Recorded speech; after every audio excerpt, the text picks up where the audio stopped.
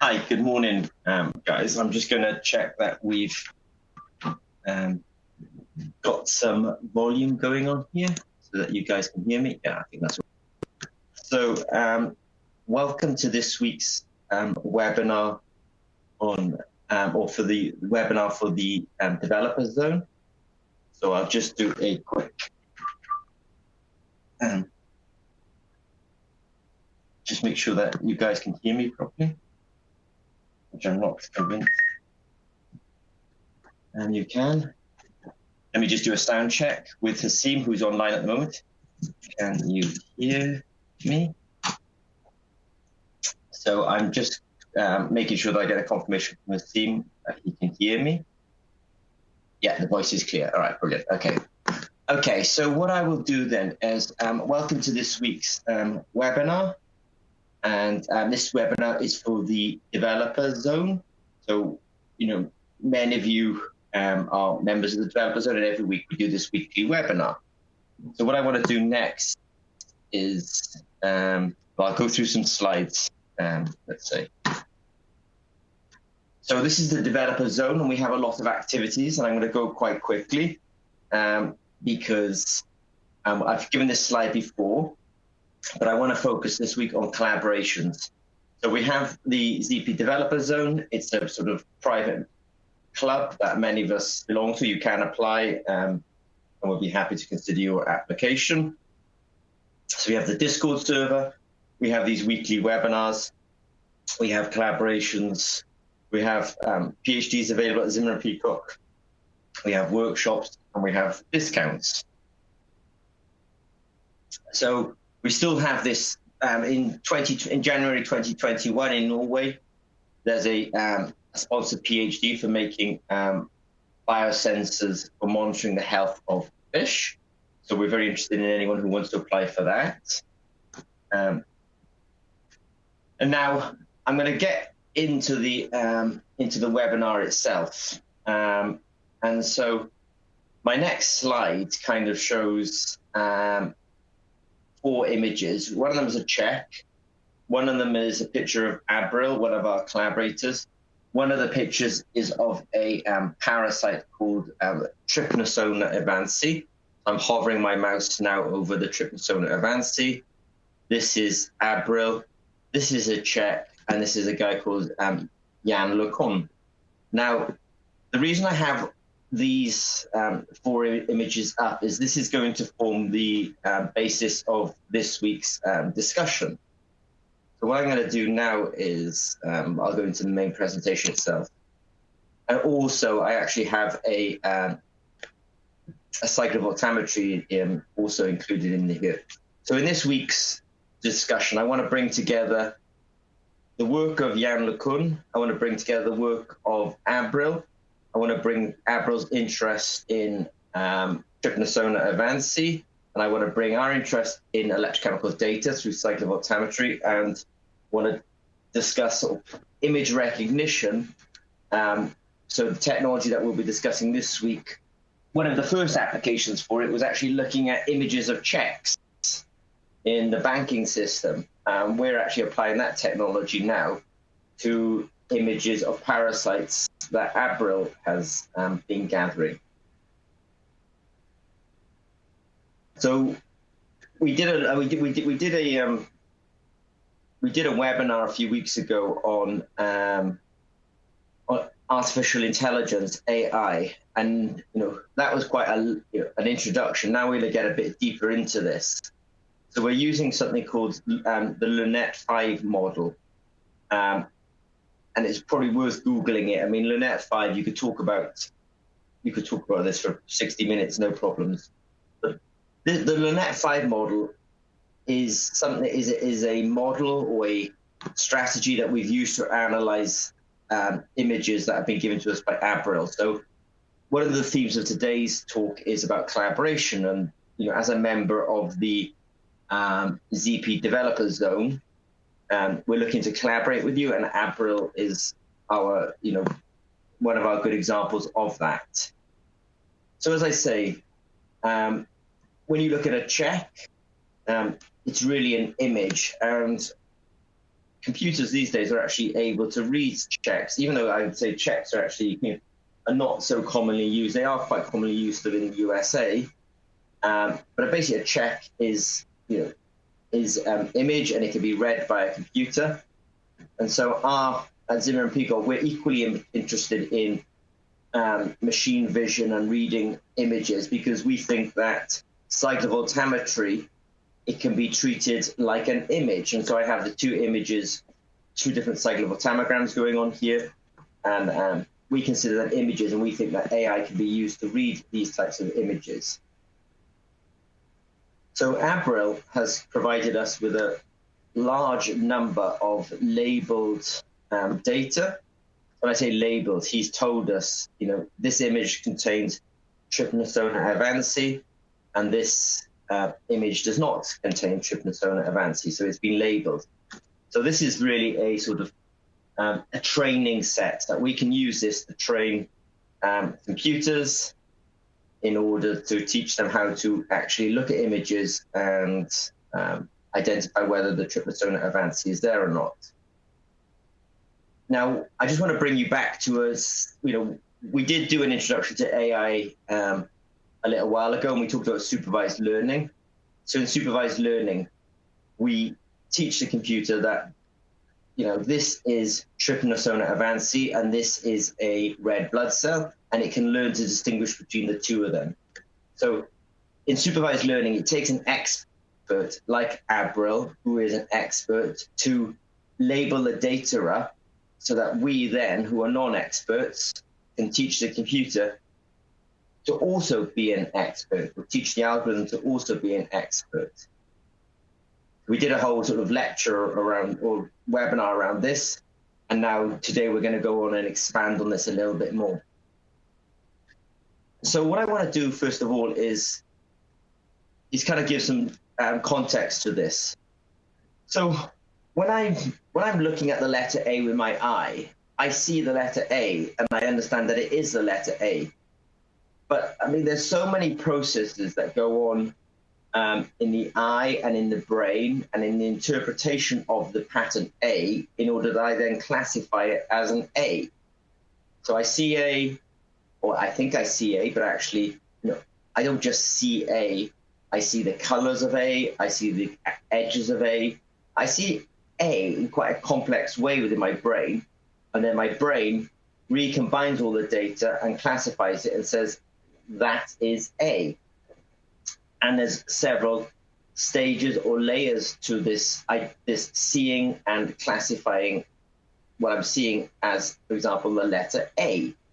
Now that is called neocognition, and that process was sort of understood in the early 80s. So there's a history here.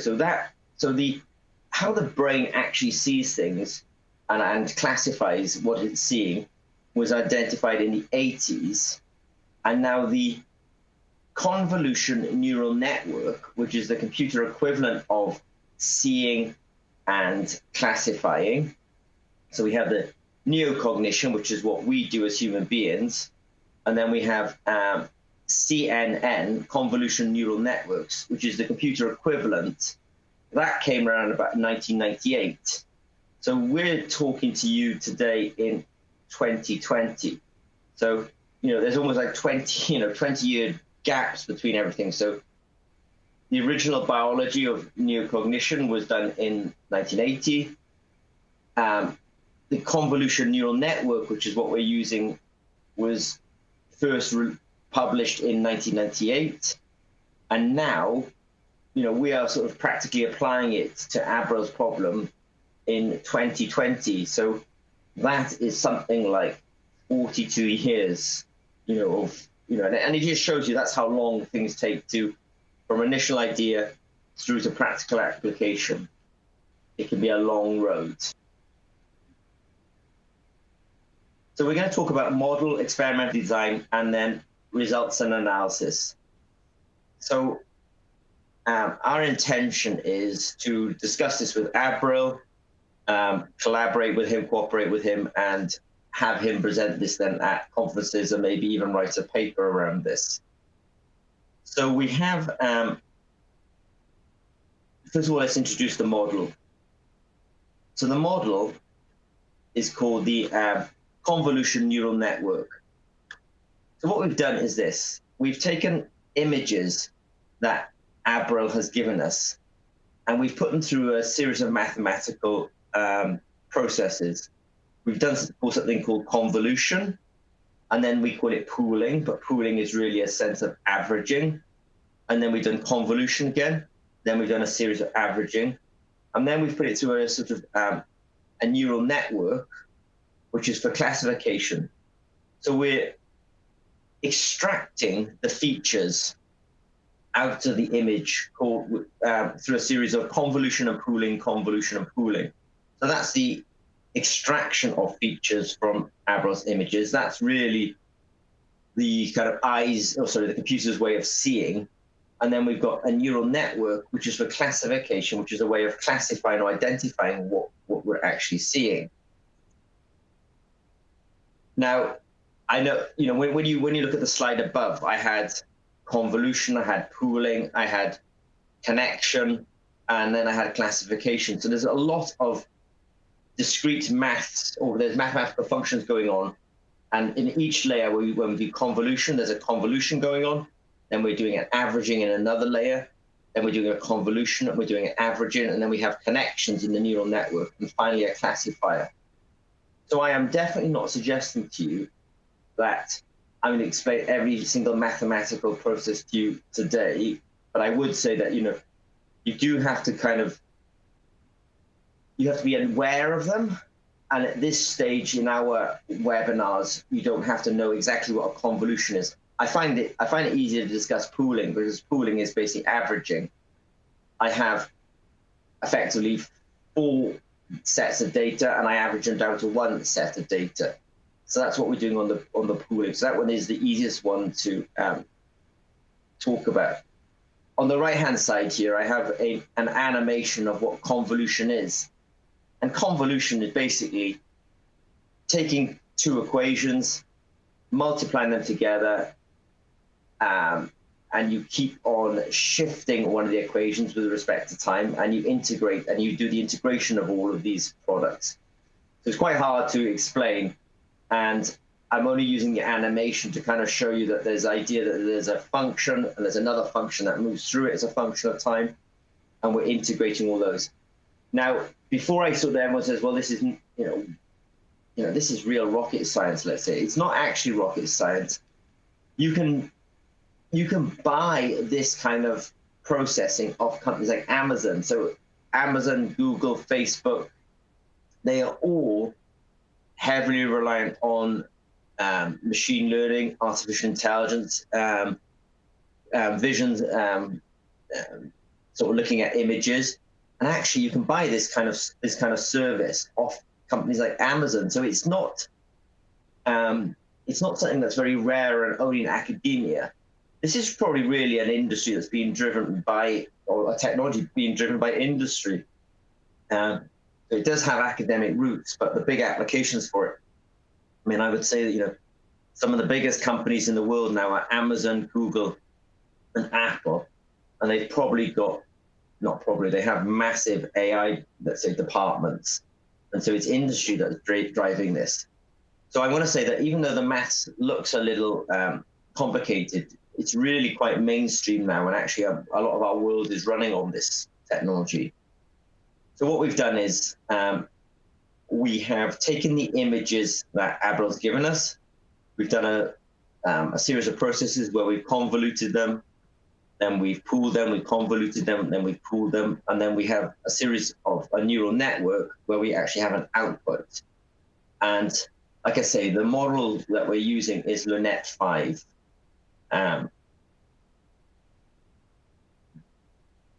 Now, what we've done then is, so this is the really valuable part, is ABRL has given us a total of 358 images, and 224 of those images had trypanosoma avanci in them, and 134 of them images had no trypanosoma avanci in them.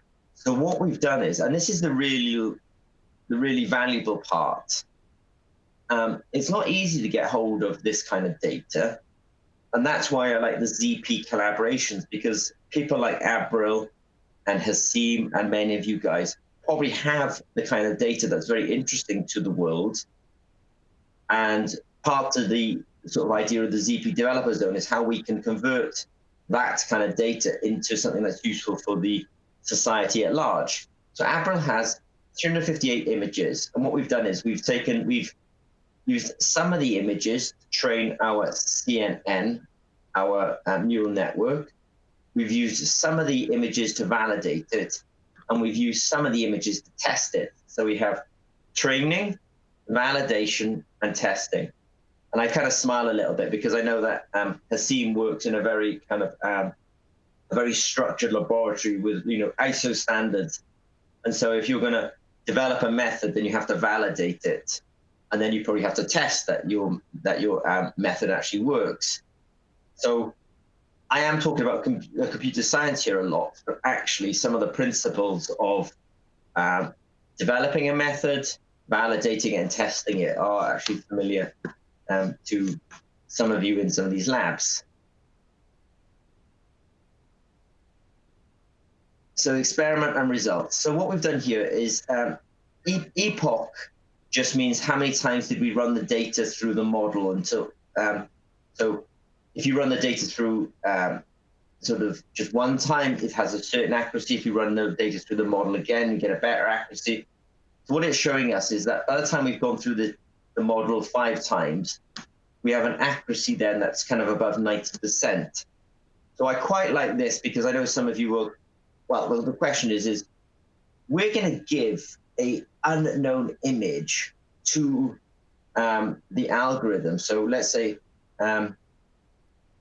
Abril is in his lab, and a sample comes in, and he says to a junior scientist, what I want you to do is prepare that sample, take a picture under the microscope, and I want you to upload it to the ZP cloud.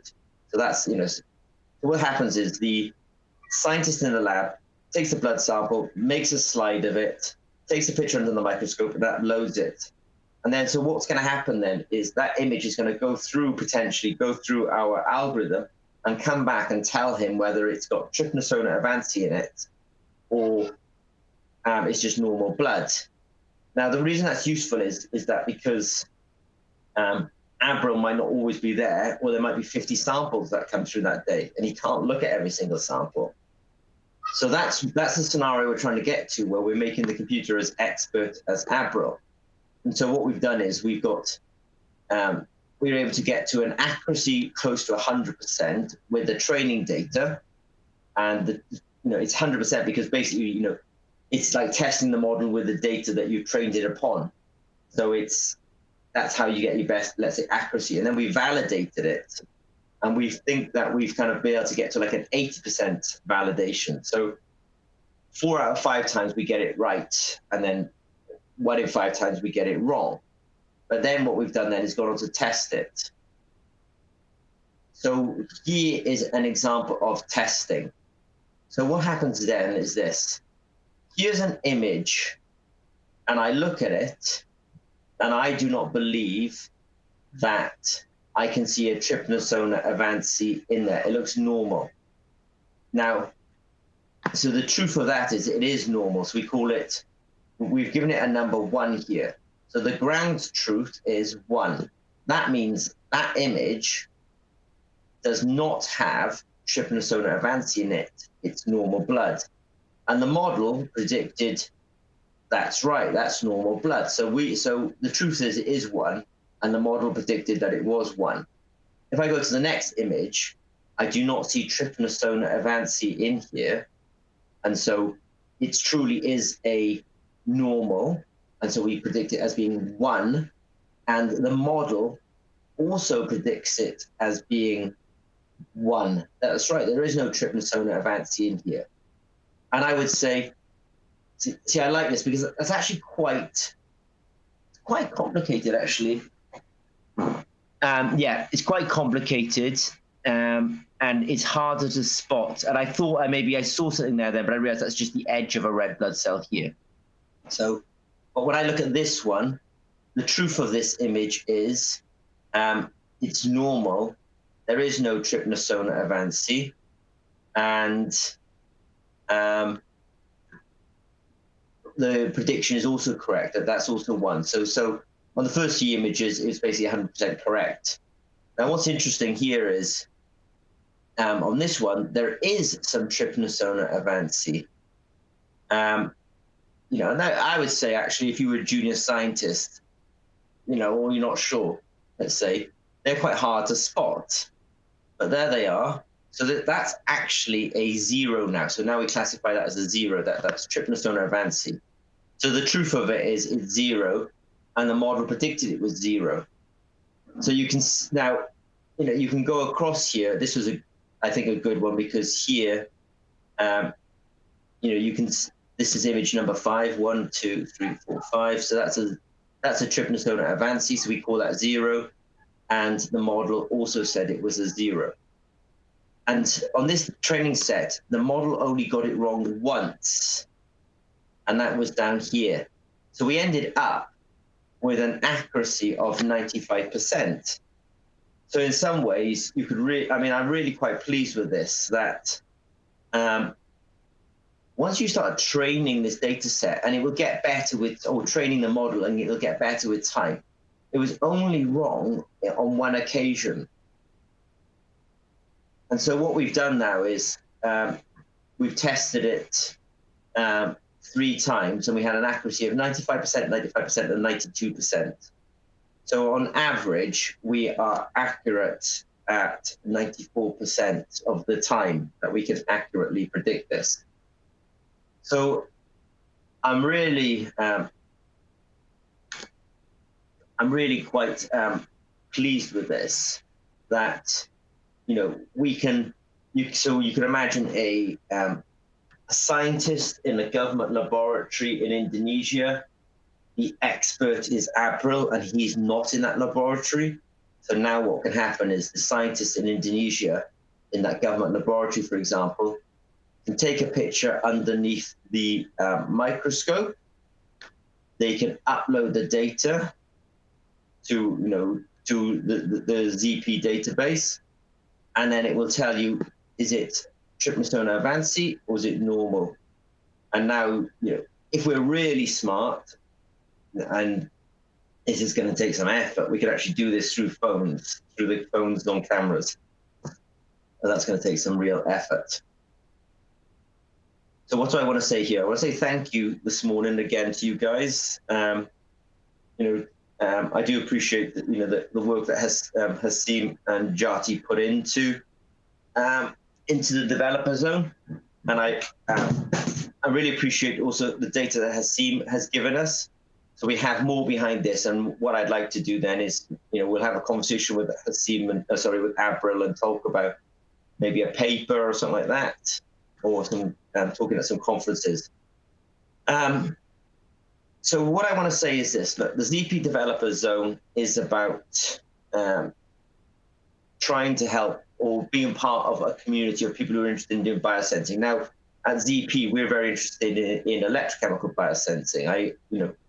But in the early days of this collaboration with the ZP Developer Zone, you know, the data that we had at hand was what Abril had. You know, so we took data that Abril had, and I think we're going to get, eventually, hopefully, get a product out of this.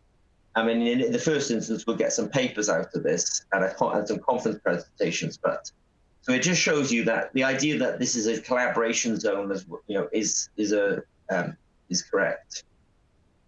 So at ZP, we have a bit of a vision, and the vision is this: that many of you, and we'll post this video later on, and I'll get Haseem to share it with you guys, is, you know, we're very interested in electrochemistry, we're very interested in biosensing. We do a lot of talks about cyclovoltammetry. And I've said in those talks, if you guys are starting to do biosensor development, or measuring things like aflatoxins, or measuring things like bacteria, as long as the raw data can somehow get across the ZP,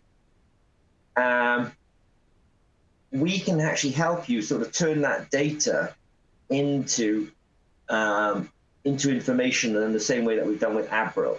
So even though that entire conversation has been about, I'm just going to say hi to Haseem. So even though the whole conversation has been about Abril and his Trypanosoma avanci today, and about really image recognition, just replace the idea of image recognition with cyclovoltammetry, and we can do exactly the same workflow again. So I will finish up now because it's 8:26 here in London. I know that some of you got meetings now. So Haseem, thanks for being here this week. I'll post this on YouTube. I'll send you a link. I'll send you guys a link to the notes as well. And hopefully speak to Abril soon. All right, Haseem, I hope that's cool. And thanks, guys. I appreciate it. All right, take care. Bye-bye. I'll be in the Discord server.